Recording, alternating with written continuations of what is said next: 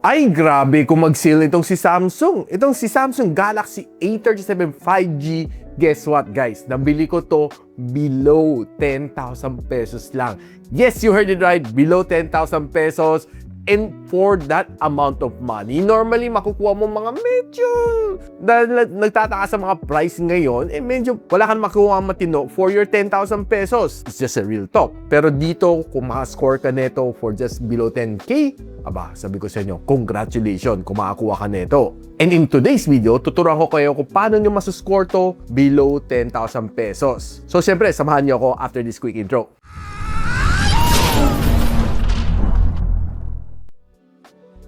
So ito guys, ang box ng Samsung Galaxy A37 5G. Binili ko to ng brand new sealed sa Orange app. Now, I'll tell you later after natin ma-unbox kung paano ko nakuha to ng ganung kababa. Knowing to phone nito, pag regular SRP, nasa 20+ thousand pesos, I was really shocked kasi tinitingnan ko lang si A57 napabili rin ng A37 at the same time. Now, alam naman natin, pag manipis ang box, there's no charger inside. Tatak Samsung. So, inside the box, we have the phone. By the way, binili ko color purple para matchy-matchy kami. And syempre, dahil it's a Samsung, there's a small box inside. Nandiyan ang kanyang SIM ejector tool. Well, honestly, huwag ka na umasa na may case siya since wala naman talaga. So we have a Samsung Care Plus, the warranty card. We have a quick start guide na walang nagbabasa nito. And we have a charging cable na C2C. Ito, importante. Now, I'm pretty sure natanong kayo ng accessory sa akin ko ng mga pwedeng matchy-matchy para sa inyong Samsung Galaxy A37. Dahil pag binili mo yung phone, walang charging brick and walang case na kasama. Now, I have here is a U-Green na charger. This is a 100 watts pero you don't need it to be this powerful. Pero marami naman siyang variant. May 30 watts, 45 watts, 60 watts, and so on and so forth. And it so happen na ito yung madalas kong gamit sa aking mga devices, kahit mga Samsung Galaxy. Meron siyang 4 na C-port, isang A-port. It charges perfectly. And of course, pag naghanap ka ng case, there is something called the Shandy na Beetle case. This is a Beetle Magic case kasi meron siyang ring dito sa likod na magiging MagSafe siya. So basically, you can attach all of your favorite accessories, mga phone stand, or tripods na pwede mong gamitin. Ayan guys, fit na fit. And what's nice dito sa kanya is that this is shockproof. So I've been using Shandy Beetle case for a very long time already, and I think this is still worth it until today. For more information, nandyan lang sa description box. Now, itong Samsung Galaxy A37 5G, ang kanyang 8 gigs of RAM and 120 gigs of storage, ang kanyang regular SRP, 25,990. And yes, you heard it right, hindi siya mura. Well, of course, syempre, Samsung yan command price premium, parang Apple lang din. Pero currently, nakasale siya for 16,840, pero hindi pa yun ang price na nabili ko. Ito guys, nabili ko siya during the 7/7 sale and nakuha ko lang siya for 8,400 pesos only. Guys, ang laki ng drop niyan, no? Imagine from 25,990, nakuha mo na 8,400 pesos. So, paano kung nga ba siya nakuha ng ganun kababa ang kanyang presyo? To be honest with you, yung kanyang presyo is around nasa 11,000 something. Now, pumasok ako sa aking YouTube channel. Yung previous na preview ko ng Samsung Galaxy A37, kinlik ko yung YouTube shopping link nandyan nalilitaw sa aking channel. Pag-click ko nun, pagpasok, minigyan ako ng voucher worth, I think, 2,200 pesos or 2,500 pesos. Ginamit ko yung voucher para pababain ng husto ang presyo to just 8,400 pesos. Ganun siya kasulit, guys, no? As per makita na sa screenshot, 11,405 siya, naging 8,405. But syempre, abang kayo ng mga sale, kunting tiyaga lang, abang kayo ng mga payday sale like 7/15, 7/30, or probably next sa abang kami nyo is 8/8 sale, 9/9 sale, 10/10 sale. Depende, no? I'm not quite sure kung kailan ang next gig nila, pero don't forget to click yung YouTube shopping link natin para makakuha kayo ng malaking vouchers coming from me to you. Ang laking menos yan, guys. I'm not kidding. Very limited lang kayo ng quantity, and I'm pretty sure marami sa mga viewers ko ang nakascore neto phone na ito nung nag-post ako sa aking FB page. So sa mga nakakuha nitong phone nito at roughly that price point, let me know in the comments.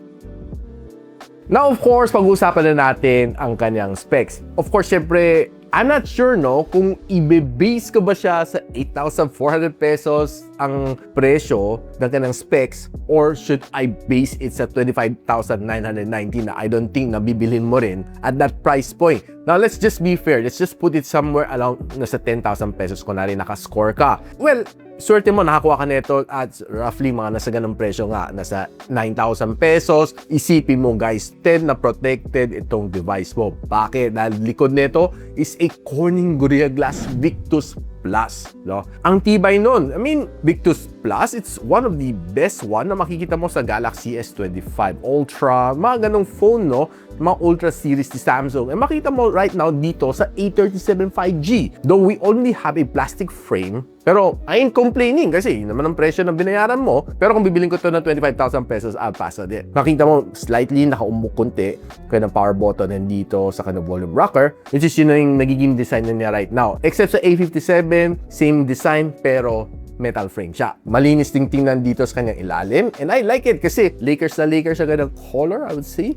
Pretty nice. And pati kanyang front screen, Corning Gorilla Glass Victus Plus din siya. So, I would say, I'm speechless kasi ang ganda ng ganang protection. Now, on top of that, itong phone na ito at this price point is already 5G ready. So, it's a global one. So, Globe Smart dito, wala kang maging problema. And guys, this is a super kicker.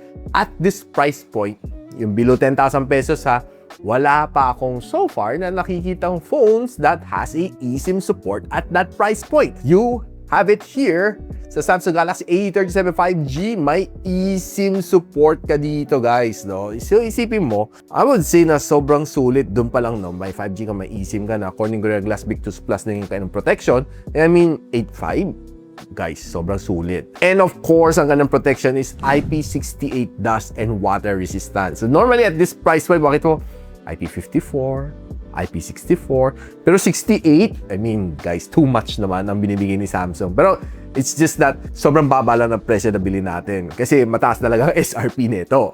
But if you want the full complete spec sheet nito phone na ito, share ko muna. Now, one of the major things na hinahanap mo on a phone is yung kanang reliability. Not just for everyday use na pang tawag, pang text. I think you should even go beyond that. Kasi yung reliability mo is the one that would dictate kung gaano ka-okay ang yung phone. Now, when I was testing to phone na ito on all of those nitty-gritty na ginagawa ko on a day-to-day basis, okay naman siya. I would say na doing all of my tasks dito on this phone, social media, opening PDF files, opening mga Word documents, Excel files, and PowerPoint presentation, wala naging problema. Reading some mangas over here, doing some AI dito sa Claude, sa ChatGPT, I would say, okay, goods. And even to the point of playing some games, kayang-kaya naman na i-handle. I would say na 8 gigs of RAM, no? I mean, I think it's more than enough for multitasking. Pero yung pinaka-importante dito, kung ano nga bang kanang processor. It's not MediaTek, it's not Snapdragon, it's not even Unisoc, but it's a in-house na Exynos na 1480, which is a 4nm chip na sariling gawa ni Samsung. Normally, masasabi mo, hay nako, Exynos. Well, yeah, I feel you. Pero on this device, medyo umiba konti ang paningin ko sa Exynos, no? Kasi sa Antutu benchmark score, hindi ako masyado napahiya sa kanya. No? Saka makita ng roughly 9,000 pesos na phone that can give you a 1 million points sa Antutu benchmark. Not even in your wildest dreams, makakascore ka ng isang phone na may 1 million Antutu benchmark score at 8,500 pesos. Trust me, the most na makukuha mo at that price point, siguro the most na yung 600. The most na yun. If you want all of the other benchmark na ginawa ko dito sa phone na to, yung binusisi natin, share ko muna sa inyo. Now, one of the weakness na isang Samsung na phone normally is yung kanyang battery. Dahil sa sobrang hesitant ni Samsung na mag-upgrade sa silicon carbon technology, and they're still right now waiting and see sa mga ibang smartphone manufacturer kung maging successful nga ba yung adaptation ng silicon carbon, which is ang tagal-tagal na nilang ginagamit, si Samsung still stuck with lithium-ion na battery na 5,000 still on this phone. But I ain't complaining. But still, it could have been better without adding the weight, bigger capacity. Bakit hindi? Well, you know, hesitation sa Apple and si Samsung, ayaw pa rin nila mag-adapt sa silicon carbon. So we're still stuck with 5,000 mAh na battery dito. And it supports a 45 watts na charging na walang charging brick. Like I said, you can buy Ugreen, which I'll post the link on the description. Now, kamusta naman ang kanyang battery on day-to-day usage? Well, I would say makunat. Probably one thing that I can be proud of. Maybe a day and a half without even hitting the charging brick. Basta ginagamit mo lang siya normally. Ako, nung ginagamit ko to as my daily driver, doing all of my normal stuff. Social social media, posting some videos, taking some videos, using this as my tethering device to other phones. Tinitry ko lang din naman kung gaano siya ka-okay, gaano tumatagal siya pag nagte-tethering. Okay naman siya. Ginagamit ko siya as 5G na hotspot. Kasi, bibili ka pa ba ng 5G na Wi-Fi hotspot kung mabibili ko lang to na 8,500 pesos? Hindi ko naman sinasabi na lang, pero I would say na for me, it's more practical to buy a 5G device and tether to how many other devices na pwede gumamit rather than buying a pocket Wi-Fi na magte-tether which does the same job without maximizing its productivity. Kasi you'll be paying 5G na pocket Wi-Fi, nasa halos ganung presyo din eh, nasa 7, 8, 9,000 pesos din. So why not buy a smartphone na lang? Dito ko na lang mag-tether. Wise tip from Gadget Sidekick. Now, nung sinalang ko naman sa PC Mark battery stress test, I was a bit surprised that I was able to get a 16 hours na screen on time, which kind of backs up yung mga pinagsasabi ko kanina sa inyo na makunat ka ng battery. See for yourself. Now, pag-usapan na natin ang kanyang display. This one, malaki naman kanyang display, 6.7 inch na Super AMOLED display with a 120Hz screen refresh rate and ang kanyang maximum na brightness is 1,900 nits. Now, probably one thing na medyo sasabihin ko sa inyo, on my honest opinion, this is not one of the thinnest na bezels na nakita ko from a Samsung Galaxy na A series na phone. But nevertheless, I would say na for its price point, I would say pretty decent na rin siya. Mas manipis lang ng konti si A37. Well, I'll tell you honestly. And by the way guys, the phone na ito currently is running One UI 8.5 and an Android version 16 and it has a 6 years of major Android updates. Well, alam naman natin si Samsung at first mabilis mag-roll out ng updates. Nakailang updates ako dito no, ng mga minor bug fixes, pero mabilis siya mag-roll out. Pero as time pass by, makikita ko siguro magpo-post ka na sa community na ang tagal-tagal ng update ng A37 ko. Well, probably that sucks, no? Pero I think mga A35, A36, baka nakakaranas na ng ganung medyo pag-slow down na ng update. But at least you still get a 6 years na update from Samsung. And by the way, this one packs in the UFS 3.1 sa kanyang storage. So, well, read and write speed is quite good and decent. Kung ang hiling mo naman dito is social media all day long, it's almost the same display from the A57, except na medyo mas makapal kunti kanyang bezel, pero nevertheless, hindi naman nagko-compromise ang kanyang display. If you're swiping across mga shorts and reels, basta you have a good internet connection, you should be swiping and loading yung mga apps ng reels mo mabilis. And if you're watching naman your favorite shows naman on YouTube, on Netflix, expect to give you a really nice, decent na viewing experience dito dahil, well, expected naman. Super AMOLED ni Samsung, the bright is brighter, the colors are more punchy, and the black is blacker. Now, itong phone na ito, nevertheless, has a dual stereo speaker. One is coming dito sa ilalim, and the other one is coming here sa kanyang earpiece. So, how about let's just give it a try.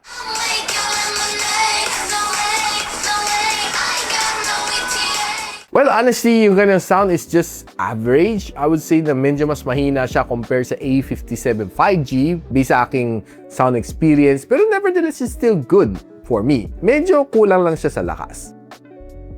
Now, as I promised, maglalaro tayo ng dalawang game dito and I was able to play PUBG and si CODM. Now, pagdating kay CODM, okay naman ka ng graphical experience. Sinagad ko naman so kung hanggang saan kaya naman itong phone na ito, which is the 1480 ni Samsung, ni Exynos. And the gameplay was okay. I wouldn't say it's one of the best experience na na-experience at this price point, pero I would say palaban siya. Dahil si Exynos naman, alam naman natin, hindi naman talaga siya ginawa just much for gaming, but rather more on the camera experience talaga ang habol kay Samsung. But game is playable, okay siya. There are some minor frame drops along the way, pero nevertheless, the game is very much playable. And pinaka-main na inabot ko is 41 degrees Celsius after an hour. Pagdating sa PUBG, well, I think mas maganda experience ko dito sa kanya and was able to play 2 full games dito sa kanya non-stop and the gameplay was quite good. I would say na I think better ang experience ko sa PUBG compared sa Code M. And honestly, medyo natuwa naman ako sa kanya, no?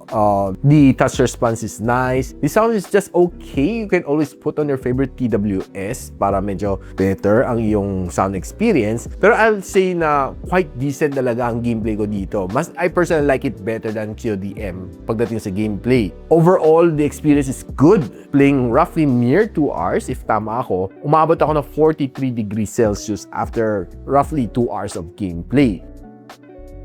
Now, i-dedicate na natin oras natin for the camera experience. All three of them are really working, and wala naman dito na dummy na camera sensor. And it starts off with a 50MP na main camera sensor na may OIS, and meron din siya 8MP na ultra wide lens followed by a 5MP na macro lens. It can let me shoot up to 4K and 30fps, and ang kanyang harap is a 12MP which can also shoot me up to 4K and 30fps. Now, for its price point, no, roughly nasa 8.5 can shoot you front and back, 4K and 30. I would say it's a super winner para sa akin. Madalang ka makakita ng ganun. So if you can see this phone at roughly this price point, guys, bilhin nyo na. It's a steal dahil ang phone tataas pa towards the end of 2026. Now, kung ang hiling mo is to take outdoor shots like I do, kasi mahilig ako tumingin kung gaano ka-okay ang mga greens niya. And to my surprise, yung mga green niya is very natural. I would say na hindi siya masyadong saturated to the point na masyadong OA na yung kanyang pagka-green. Pero dito tama lang, no? I would say na pretty nice, normal lang mga nakukuha ko dito sa kanya. Especially this one, no? I'm kinda impressed with yung kanyang sharpness. And you further bring it to indoor, sa mga low light, be able to get some really nice na mga product shot naman dito sa kanya. Kahit sa mga TV, no, mga display, mga well-lit na items, okay, magandang kuha din niya. Very nice, very sharp, mga photos. And kahit yung mga simpleng shot like this one, no, basta magandang yung lighting, you'll be able to get a really good snap dito sa A37 5G. Pati ito, guys, natuwa din ako dito. Hindi siya nag-color spill. And for taking flower shots on indoor, I would personally tell you na maganda ang mga nakuha ko, very sharp. Kahit itong trophy na to, no? Kinda looks nice. And further taking some mga shots like this one, mga very colorful. Natuwa ko sa kanya, no? Kasi ang ganda na magkuha ng mga very nice colorful shots like this one. Pati mga apparel shot, talagang okay na okay siya. Kaya mga simpleng food shot lang, no? Na nakasupot pa. This is probably one of my favorite shots. Kasi Spider-Man, maganda pang kakuha, very sharp ang kuha sa kanya. And kahit sa loob ng time zone, makita mo walang color spill din, no? Mga LED display niya. Some quick food photography, nice, very detailed ang mga shots ko. And towards the evening, itong mga simple shots na nakuha natin is good. And kahit itong mga pa-sunset shot ng mga building, looks not bad for me. Now, kamusta naman kanyang front-facing camera? Honestly, for a 12MP, medyo performer naman siya. It was able to get me some nice snaps. And, well, honestly, I wasn't really expecting it to be this good. Pero there are times naman pagdating sa indoor, pag medyo madilim, medyo dead kunti ang kanyang color. Pero I ain't complaining kasi pag well-lit naman, okay naman siya, except na medyo mas soften lang ang iyong mukha. Now, here's a quick sample video from the front-facing camera. And here's a quick one from the rear one.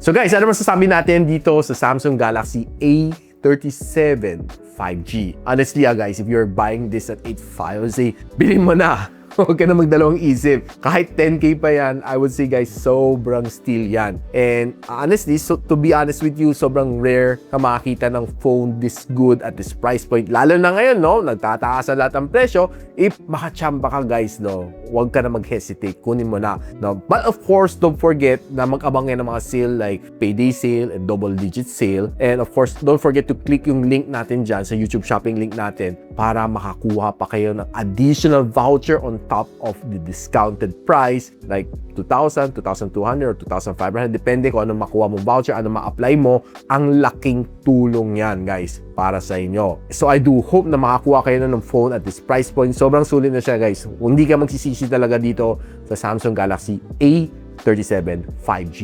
Lahat nandito na sa kanya. So paano guys, kung meron na kayo natutunan dito sa video na ito and natuwa naman kayo, don't forget to share sa mga friends ninyo. And of course guys, ano ba naman kung mag-subscribe kayo dito sa aking channel, hit me a like. And of course, kung meron kayong mga question, you can always pop in on the comment section below. And kung nakapagbili ka nito phone na ito ahead of time, or dahil dito sa video natin, nakabili kayo ng phone na ganitong presyo, let me know din sa comment section. So paano guys, hanggang dito muna ako. I'll see you on my next video. Peace out. And so, ako para si Richmond, and you're watching Gadget Sidekick. Like and subscribe to my channel. Don't forget to hit that notification bell. For one of my latest uploads, click dito. And for one of my popular uploads, click here.